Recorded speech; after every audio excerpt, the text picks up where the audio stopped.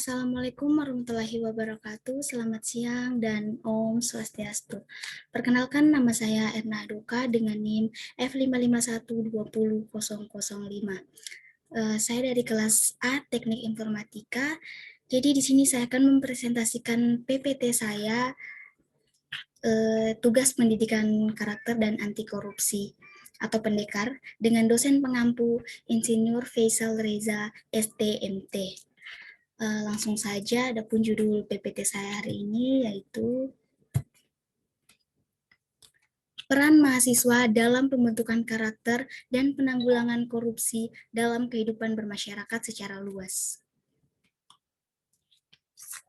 Pertama, kita ketahui dulu apa sih itu korupsi. Jadi korupsi adalah salah satu masalah dan tantangan besar yang dihadapi oleh masyarakat nasional maupun internasional. Korupsi sering dikaitkan dengan politik, juga dikaitkan dengan perekonomian, kebijakan publik, kebijakan internasional, kesejahteraan sosial, dan pembangunan nasional. Korupsi di tanah air kita ibaratkan warisan haram tanpa surat wasiat. Faktor internal penyebab korupsi dari diri pribadi, sedang faktor eksternal adalah faktor penyebab terjadinya korupsi karena sebab-sebab dari luar. Faktor internal terdiri aspek moral, aspek sikap atau perilaku, dan aspek sosial. Faktor internal dilacak dari aspek ekonomi, aspek politik, aspek manajemen dan organisasi, aspek hukum dan lemahnya penegakan hukum, serta aspek sosial yaitu lingkungan atau masyarakat kurang mendukung perilaku anti korupsi. Kemudian salah satu upaya jangka panjang yang terbaik dilakukan untuk mengatasi korupsi adalah dengan memberikan pendidikan anti korupsi dini kepada kalangan generasi muda sekarang, khususnya mahasiswa di perguruan tinggi. Karena mahasiswa adalah generasi penerus yang akan menggantikan kedudukan para pejabat terdahulu, juga karena generasi muda sangat mudah terpengaruh dengan lingkungan di sekitarnya. Jadi kita lebih mudah mendidik dan memengaruhi generasi muda supaya tidak melakukan tindak pidana korupsi sebelum mereka lebih dulu dipengaruhi oleh budaya korupsi dari generasi pendahulunya. Kemudian, tindak pidana korupsi menurut undang-undang yang pertama, korupsi aktif. Apa sih itu korupsi aktif? Jadi korupsi aktif yaitu korupsi secara melawan hukum, memperkaya diri sendiri atau orang lain atau korporasi yang dapat merugikan keuangan negara atau perekonomian negara. Hal ini diatur dalam pasal 2 Undang-Undang Nomor 31 Tahun 1999. Kemudian yang kedua ada korupsi pasif. Korupsi pasif adalah korupsi pegawai negeri atau penyelenggaraan negara yang menerima pemberian atau janji karena berbuat atau tidak berbuat sesuatu dalam jabatannya yang bertentangan dengan kewajiban. Hal ini juga diatur dalam pasal 5 ayat 2 Undang-Undang Nomor 20 Tahun 2001. Kemudian yang selanjutnya ada faktor-faktor penyebab terjadinya korupsi. Yang pertama ada faktor internal. Faktor internal merupakan faktor pendorong korupsi yang berasal dari dalam diri setiap individu. Ada 3. Yang pertama sifat tamak atau sifat rakus yang ada dari dalam diri manusia. Kemudian yang kedua ada gaya hidup konsumtif, dan yang ketiga moral yang kurang kuat. Selanjutnya ada faktor eksternal. Apa sih itu faktor eksternal? Jadi faktor eksternal merupakan faktor pemicu terjadinya tindakan korupsi yang berasal dari luar diri pelaku. Contohnya ada 2, yaitu faktor politik dan faktor hukum. Karena yang kita ketahui bersama di Indonesia sekarang ini, korupsi itu banyak sekali terjadi di bagian politik dan hukum. Kemudian di slide selanjutnya pembahasan kita yang menarik yaitu peran mahasiswa dalam mencegah tindak korupsi. Pemuda khususnya mahasiswa adalah aset paling menentukan kondisi zaman tersebut di masa depan. Mahasiswa salah satu bagian dari gerakan pemuda, belajar dari masa lalu, sejarah telah membuktikan bahwa perjalanan bangsa ini tidak lepas dari peran kaum muda yang menjadi bagian kekuatan perubahan. Tokoh-tokoh Sumpah Pemuda 1928 telah memberikan semangat nasionalisme bahasa, bangsa, dan tanah air yang satu yaitu Indonesia. Peristiwa Sumpah Pemuda memberikan inspirasi tanpa batas terhadap gerakan-gerakan perjuangan kemerdekaan Indonesia. Peranan tokoh-tokoh pemuda lainnya adalah proklamasi kemerdekaan tahun 1945, lahirnya Orde Baru tahun 1966, dan reformasi tahun 1998. Tidak dapat dipungkiri bahwa dalam peristiwa-peristiwa besar tersebut, mahasiswa tampil di depan sebagai motor penggerak dengan berbagai gagasan, semangat, dan idealisme yang mereka miliki dan jalankan. Nah, ini kan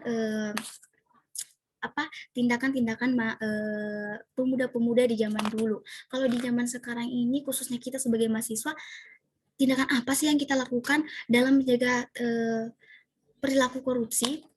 Jadi kalau menurut saya pribadi, kita sebagai mahasiswa di zaman sekarang, kita harus bisa menjadi agen perubahan bagi masyarakat. Begitu, kita menjadi tempat penyaluran aspirasi bagi masyarakat.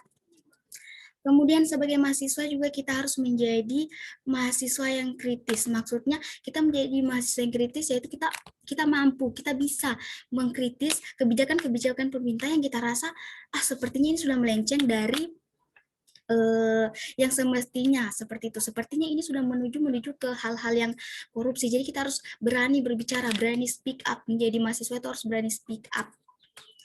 Kemudian, menjadi mahasiswa yang kritis itu dalam tanda kutip bukan menjadi mahasiswa yang anarkis. Karena seperti kita lihat sekarang ini, banyak sekali mahasiswa-mahasiswa yang menyalurkan aspirasi masyarakat, menyalurkan aspirasi mereka dengan anarkis begitu, demo besar-besaran, kemudian dengan perilaku yang anarkis, bakar-bakar ban, bahkan baku hantam dengan aparat. Sebenarnya itu tidak ada gunanya gitu. Demo boleh-boleh saja, asal berdemolah dengan sehat seperti itu.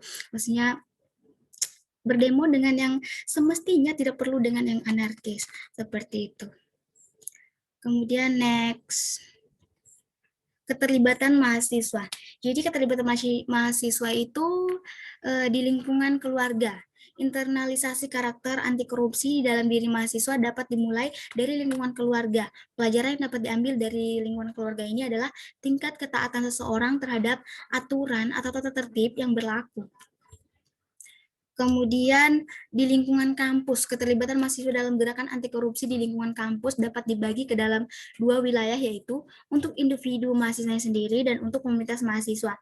Untuk konteks individu, seorang mahasiswa diharapkan dapat mencegah agar dirinya sendiri tidak akan berperilaku koruptif dan tidak korupsi. Sedangkan untuk konteks komunitas, seorang mahasiswa diharapkan dapat mencegah rekan-rekannya sesama mahasiswa dan organisasi kemahasiswaan kampus untuk tidak berperilaku koruptif dan tidak korupsi. Karena kita ketahui sekarang tidak bisa dipungkiri ya, karena memang di kampus itu mahasiswa banyak sekali mendirikan komunitas-komunitas seperti itu. Jadi sebagai mahasiswa mulai dari hal-hal kecil, contohnya di dalam kampus itu, dalam komunitas kita bisa belajar bagaimana caranya berorganisasi, kemudian kita juga bisa belajar bagaimana caranya menghindari hal-hal korupsi dari berorganisasi tersebut.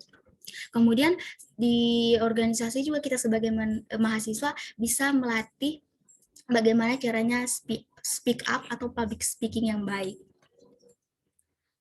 Kemudian di masyarakat sekitar, hal yang sama dapat dilakukan mahasiswa atau kelompok mahasiswa untuk mengamati lingkungan di lingkungan masyarakat sekitar. Kemudian di tingkat lokal dan nasional, mahasiswa dengan kompetensi yang dimilikinya dapat menjadi pemimpin atau leader dalam gerakan massa anti korupsi baik yang bersifat lokal maupun nasional. Kegiatan-kegiatan anti korupsi yang dirancang dan dilaksanakan secara bersama dan berkesinambungan oleh mahasiswa dari berbagai perguruan tinggi akan mampu membangunkan kesadaran masyarakat akan buruknya korupsi yang terjadi di suatu negara. Kemudian pembahasan terakhir yaitu hambatan dalam penerapan pendidikan anti korupsi di lingkungan kampus. Jadi tidak gampang ya untuk memerangi korupsi. Jadi ada saja hambatan yang terjadi. Contohnya yang pertama ada minimnya role models atau pemimpin yang dapat dijadikan panutan dan kurangnya political will dari pemerintah untuk mengurangi korupsi. Yang kedua, pendekatan hukum yang tidak konsisten dan cenderung setengah-setengah. Yang ketiga, karena beberapa perilaku sosial yang terlalu toleran terhadap korupsi. Yang keempat, struktur birokrasi yang berorientasi ke atas, termasuk perbaikan birokrasinya cenderung terjebak perbaikan remunerasi tanpa memenuhi struktur dan kultur. Yang kelima, peraturan perundang-undangan hanya sekedar menjadi huruf mati yang tidak pernah memiliki roh sama sekali. Jadi peraturan perundang-undangannya itu tidak pernah dijalankan, hanya terpampang nyata, hanya secara tertulis, tidak pernah dijalankan. Yang keenam, kurang optimalnya fungsi komponen-komponen pengawas atau pengontrol sehingga tidak ada check and balance. Yang ketujuh, banyaknya celah atau lubang-lubang yang dapat dimasuki tindakan korupsi pada sistem politik dan sistem administrasi Indonesia.